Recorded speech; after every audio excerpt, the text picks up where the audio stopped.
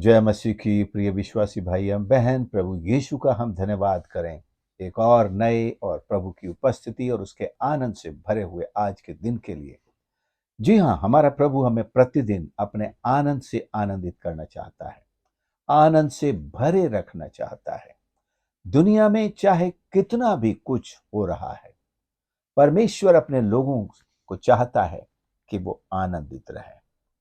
आज मैं इसी विषय पर एक छोटा सा मनन आपके साथ शेयर करने वाला हूं कि क्या शैतान ने आपका आनंद चुरा लिया है। पौलुस और बरनबास सेवा करते हुए जब अंताकिया में आए, उन्होंने अपनी सेवाओं के बारे में बताया। परमेश्वर ने कैसे उनके साथ रहते हुए बड़े बड़े काम किए, कैसे आत्माएं पाप से परमेश्वर की ओर फिरी, कैसे बीमार चंगे हुए। 15 के तीसरे पद में लिखा है कि वे सामरिया से होते हुए, फिनीकी और सामरिया से होते हुए अन्य जातियों को मन फिराने का समाचार सुनाते गए और सब भाई बहुत आनंदित हुए। समाचार में ही आनंद है, इसके सुनाने में आनंद है, इसके सुनने में आनंद है, इस सुसमाचार की गवाही देने में आनंद है। शैतान का काम यही है कि मसीहों के आनंद को चुरा लेना। वो आपके सामने से शायद रोटी नहीं चुराएगा, आपकी खटिया नहीं चुराएगा, लेकिन आपकी शांति को चुरा लेगा। आपको 12 घंटे की नींद देगा, लेकिन चैन चुरा लेगा। आपकी रसोई में खाना भरा पड़ा होगा, सब कुछ होगा, लेकिन आपको आनंद नहीं देगा, वो चुरा लेगा। शैतान का ये पुराना हथियार आज भी कामयाब है। प्रभु यीशु ने उसके बारे में खूब पहचान बताई है कि चोर, शैतान एक चोर है जो चोरी करने, नाश करने और घात करने के लिए आता है।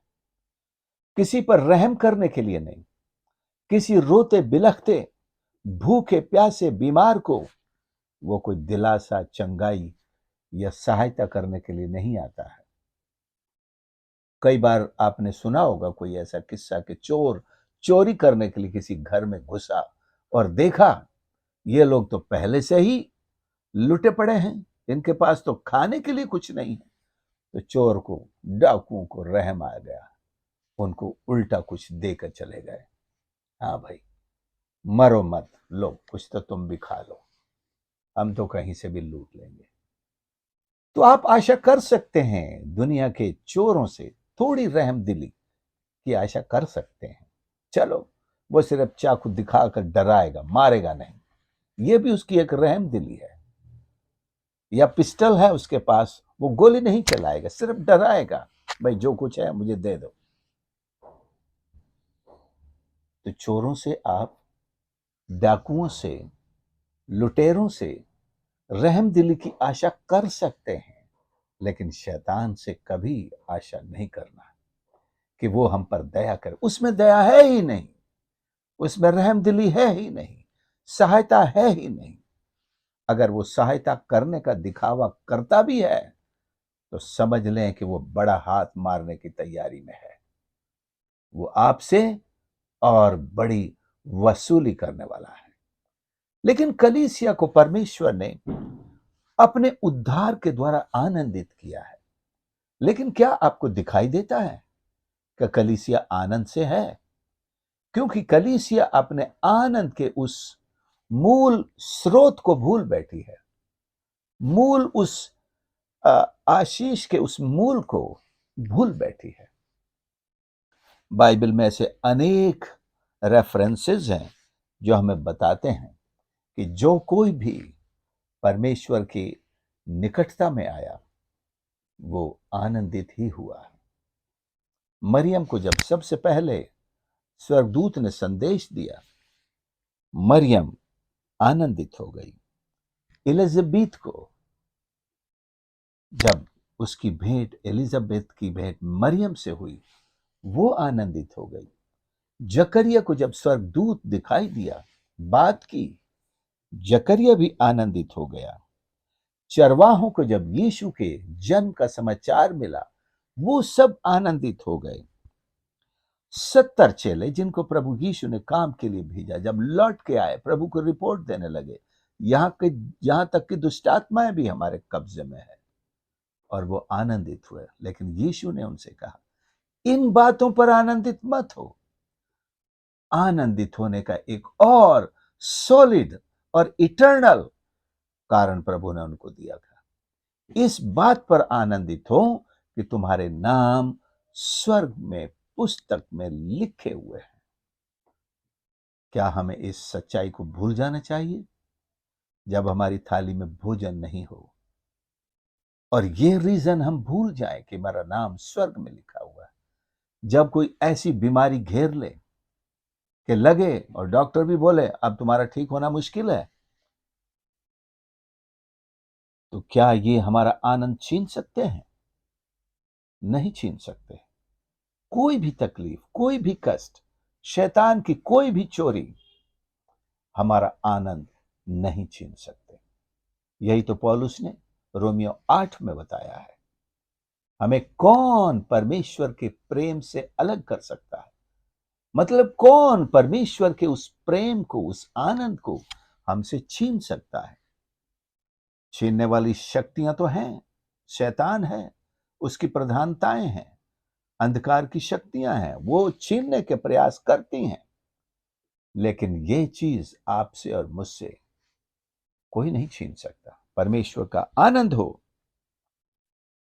परमेश्वर का प्रेम हो, परमेश्वर की सामर्थ हो, परमेश्वर की उपस्थिति हो, वो हमसे कोई नहीं छीन सकता। परमेश्वर का आपसे मुझसे बातचीत करना कोई नहीं रोक सकता। तो करेगा, निरंतर करेगा। तो आनंद न केवल धरती पर, न केवल कलीसिया में, उद्धार प्राप्त व्यक्तियों में, उनके घरों में हर्ष की ध्वनि, आनंद का जय जयकार, ये सब उनको चारों तरफ से घेरे हुए है। साथ ही स्वर्ग का भी यह स्वभाव है। स्वर्ग में भी आनंद होता है, पिता भी आनंदित होता है, प्रभु यीशु भी आनंदित होते हैं, पवित्र आत्मा भी आनंदित होता है। स्वर्ग दूत तो आनंद के साथ नाचने भी लगते हैं। जो पृथ्वी पर वे देखते हैं, और खासकर उनके आनंदित होने का जो कनेक्शन है वो कलीसिया से है। जब कलीसिया के लोग, जब प्रभु के लोग आनंदित होते हैं, प्रभु का काम करते हैं, जब आत्माएं उद्धार पाती हैं, तो स्वर्ग में आनंद होता है। दूसरे दुनिया में जो बड़े बड़े उत्सव लोग मनाते हैं, आनंद के आनंदोत्सव, यानी कि शैतान के सारे कामों से भरपूर उत्सव मनाते हैं, उनसे परमेश्वर आनंदित नहीं होता है। ये सारे उत्सव तो ठीक वैसे हैं जो सदोम और अमोरा में सारे नगर के लोग मना रहे थे। पाप से भरे हुए उत्सव परमेश्वर को आनंदित नहीं करते, बल्कि क्रोधित करते हैं, दुखी करते हैं, और नाश करने पर उतारू करते हैं। लेकिन एक कम्युनिटी है दुनिया में जो विश्वास करने वालों की कम्युनिटी है। उनकी छोटी से छोटी बात, सेवा, गवाही, आपसी बातचीत परमेश्वर पिता को भी आनंदित करती है। आपको किस बात में आनंद होता है? प्रभु के कामों की चर्चा से होता है या नहीं होता है? अरे ये भी छोड़ यार, क्या लेकर बैठ गए? तो फिर आप सच में एक दुखी इंसान हैं। अब अगर आप सोचते हैं आपको कुछ ऐसी कहानियों से आनंद मिलता है जो मनोरंजन से भरपूर हैं, मार धाड़ से भरपूर हैं, ब्लॉकबस्टर हैं, आप बड़ी भूल में पड़े हुए हैं। वो आनंद देने वाली कहानियां नहीं है, वो दुखी करने वाली कहानियां हैं। आप उनमें आनंद ढूंढते हैं। हाँ, मनोरंजन तो मिल सकता, मन का रंजन, लेकिन आत्मा को और संपूर्ण आपके बीइंग को, the whole man of myself or yourself would certainly be rejoicing with the stories of God's dealing with us and in our lives and in the lives of the people of God. Have you ever been a part of such stories? If so, you would certainly remember and realize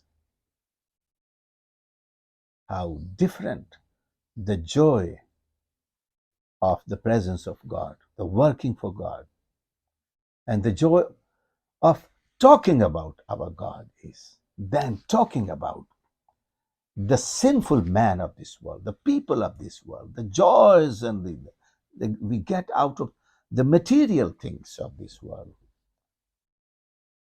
And they are the wretched ones. The kind of joys that we talk are the wretched ones.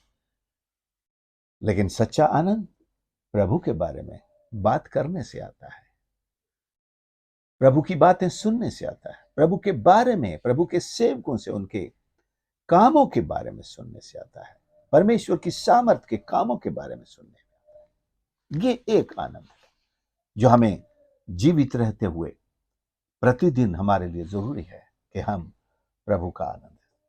इस आनंद के महत्व को पौलुस बहुत गहराई से जानता है, इसलिए वो सारे विश्वासियों को लिख, केवल एक फिलिप्पी कलीसिया को नहीं, दुनिया भर के विश्वासियों से कहता है, आनंदित रहो। मैं फिर कहता हूं, लोग पूछेंगे, भाई बात क्या है, खुशखबरी क्या है, हमको ऐसा क्या मिल गया है?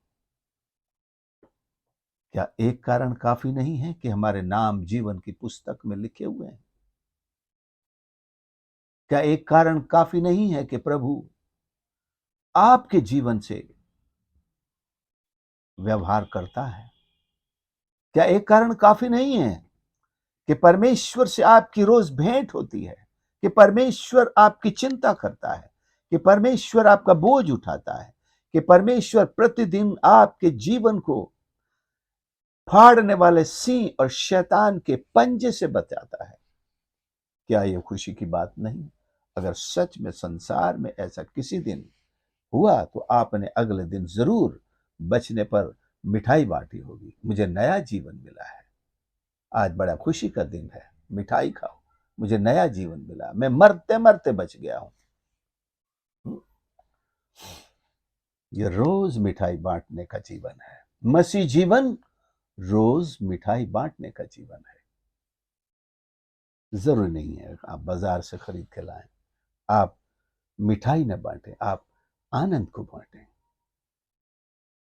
मिठाई तो किसी दूसरे को बीमार भी कर सकती है, लेकिन आपका आनंद जरूर उसको आनंदित करेगा, उसके हृदय को मिठास से भरेगा, उसके जीवन को मिठास से भरेगा। यीशु ने जब यरूशलेम में प्रवेश किया, विजय प्रवेश, वहां भी आनंद छा गया। यीशु का यरूशलेम प्रवेश एक आनंद को लेकर के आया। क्या आपके साथ प्रभु का आनंद चलता है? जब आप कहीं जाते हैं, क्या लोग आनंदित हो जाते हैं? क्या आप जब किसी से बात करते हैं, लोग ये सोचते हैं जल्दी ये खिसके, या कहते हैं नहीं आप नहीं जाएंगे, आप नहीं जा सकते, क्योंकि आपसे बातचीत करने में उन्हें एक ईश्वरीय आनंद का ट्रांसफर होता है। So we are the bearer, the carriers of the joy of the Lord, like our Lord, like his disciples.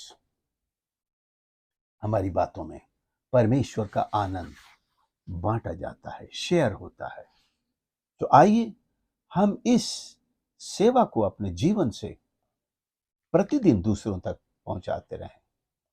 आप सोचेंगे शायद मैंने तो ऐसा कोई सेवा कार्य किया नहीं, तो मैं कैसे लोगों के साथ बांटूं, क्या बांटूं? परमेश्वर का वचन भरा पड़ा है उसके सेवा कार्यों से।